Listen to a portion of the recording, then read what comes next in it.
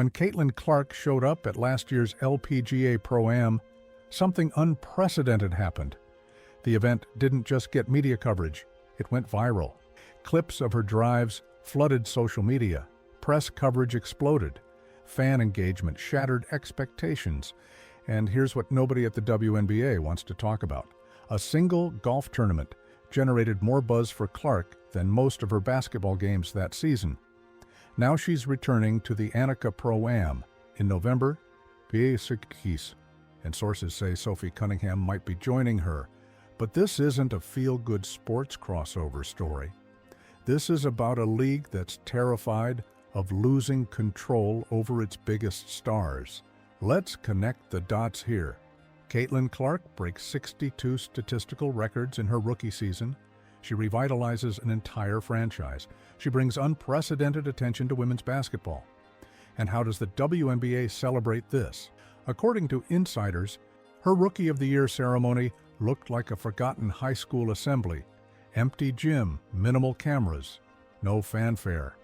Meanwhile, the LPGA rolls out the red carpet, pairs her with world number 1 Nelly Korda, adjusts their entire broadcast schedule around her presence, and treats her like the cultural phenomenon she actually is. If you believe the story behind the story matters, hit that like button. It tells us you're ready to filter out the noise and see what's really happening here. Many of you have been saying this for weeks in the comments.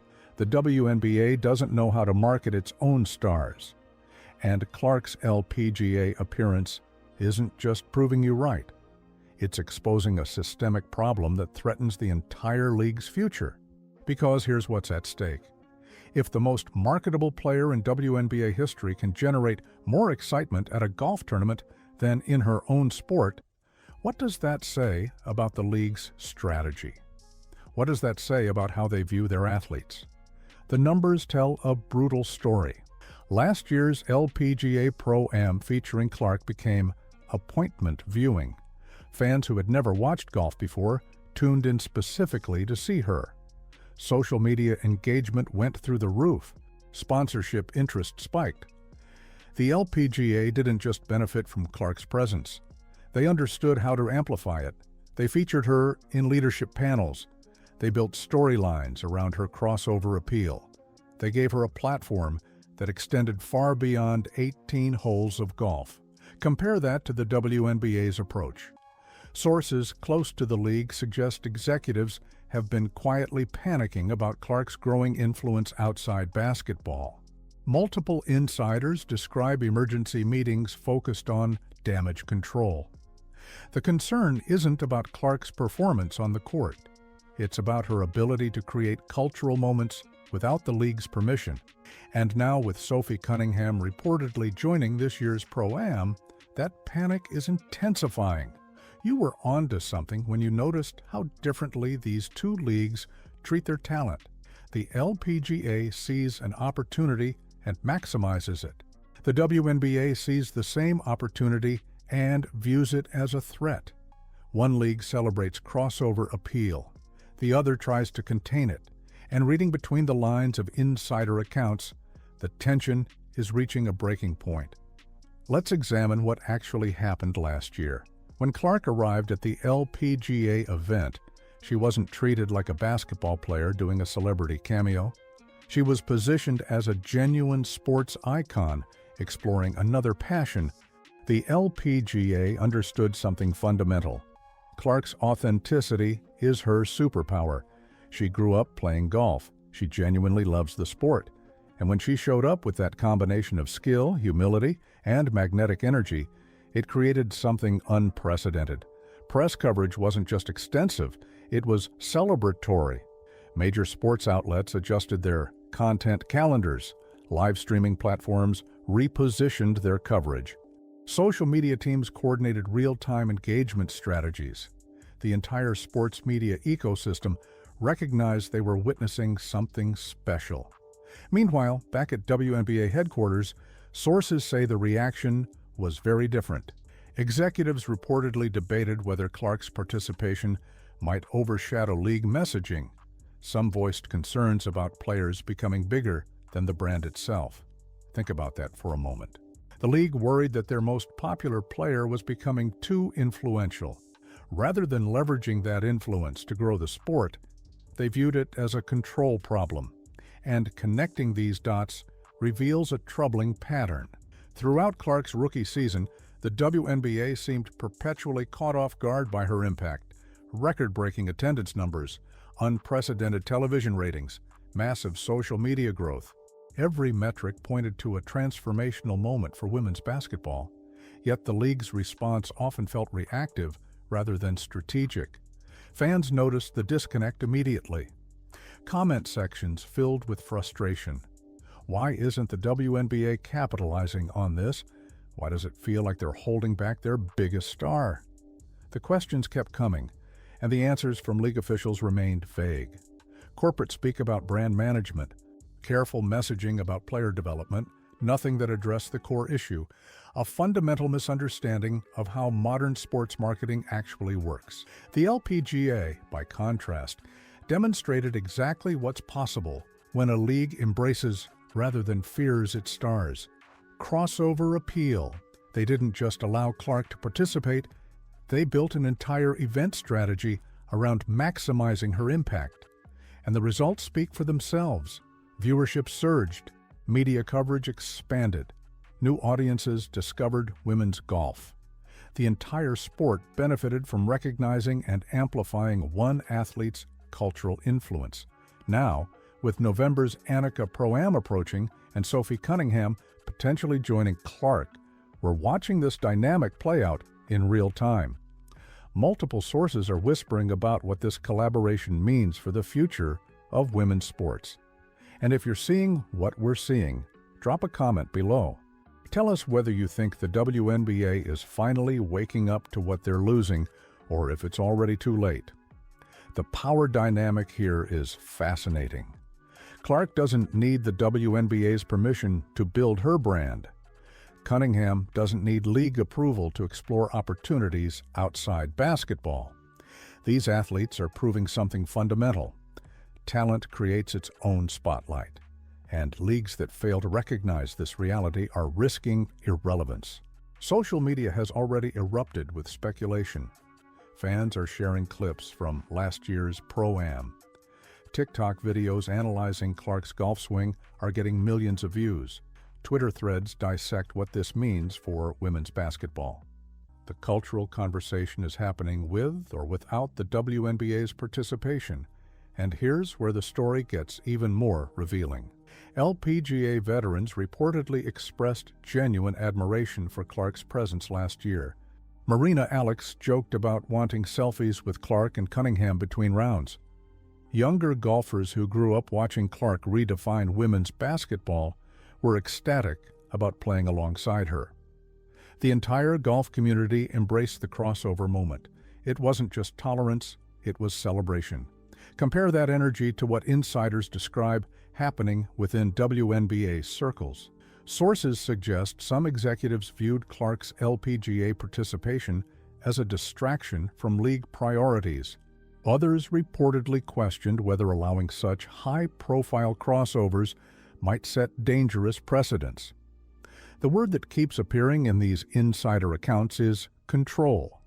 The league wanted to control the narrative, control the timing, control how their stars are perceived outside basketball.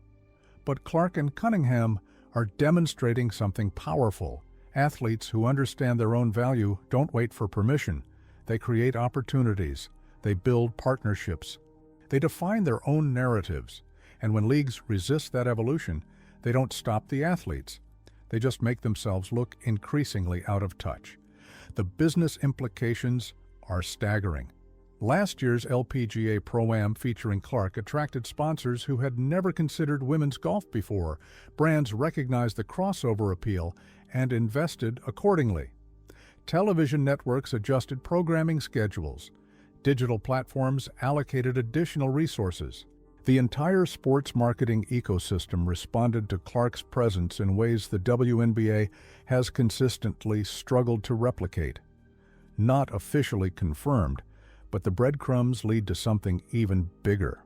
Multiple sources hint at possible future collaborations between Clark Cunningham, and the LPGA beyond the single Pro-Am event. If these reports are accurate, we could be looking at a fundamental shift in how elite female athletes approach their careers and their brands. The implications extend far beyond one golf tournament. Think about what this means for the next generation of WNBA players. They're watching Clark and Cunningham prove that basketball doesn't have to be their only platform. They're seeing how other leagues celebrate rather than constrain crossover appeal. They're learning that their value extends beyond whatever their primary sports executives want to acknowledge, and that lesson could reshape women's professional sports for decades. The WNBA's response, or lack thereof, speaks volumes. No public statements about celebrating Clark's achievements. No strategic announcements about how the league plans to better support athletes plus external opportunities. Just silence punctuated by what insiders describe as internal frustration. The contrast with the LPGA's approach couldn't be starker. While one league broadcasts its excitement about hosting basketball stars, the other reportedly holds emergency meetings about damage control. Fans across platforms are noticing this disconnect. Comment sections are filled with pointed questions.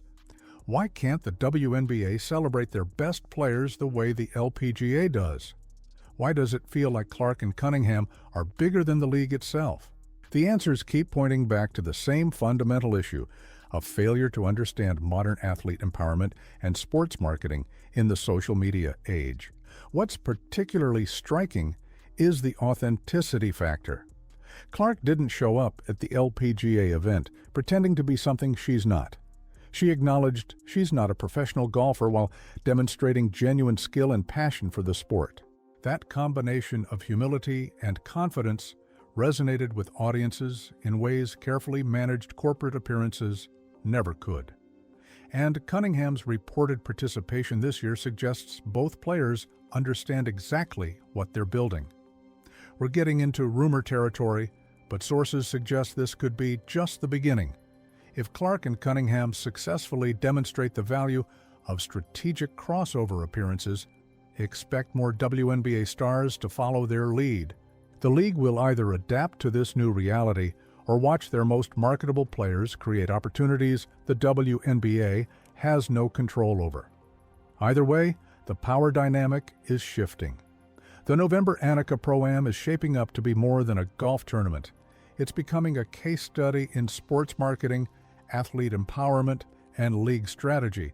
The LPGA is positioning itself as the forward-thinking organization that recognizes and celebrates crossover talent. The WNBA is reportedly scrambling to figure out how to respond, and fans everywhere are watching this dynamic unfold with intense interest. So here's what we're tracking going forward. How does the WNBA adjust its approach to star power and crossover opportunities? Do they double down on control, or do they finally embrace what Clark and Cunningham are proving possible? And most importantly, what does this mean for the future of women's professional sports when athletes realize they don't need league permission to build cultural influence? If this investigation resonates with you, make sure you're subscribed and notifications are on. We're going deep on what happens when the LPGA event actually unfolds in November, the behind-the-scenes dynamics, the media strategies, the fan reactions, and, most critically, what it means for the WNBA's future when their biggest stars prove they're bigger than the league itself. The next chapter of this story is going to be fascinating. The lesson here extends beyond basketball and golf. It's about recognizing talent, celebrating achievement, and understanding that in today's sports landscape, athletes who know their value will find platforms that appreciate them. The question is whether leagues can evolve fast enough to remain relevant. Caitlin Clark and Sophie Cunningham are rewriting the rules. The LPGA is celebrating that evolution. And the WNBA is learning a very expensive lesson about what happens when you try to contain a phenomenon instead of amplifying it.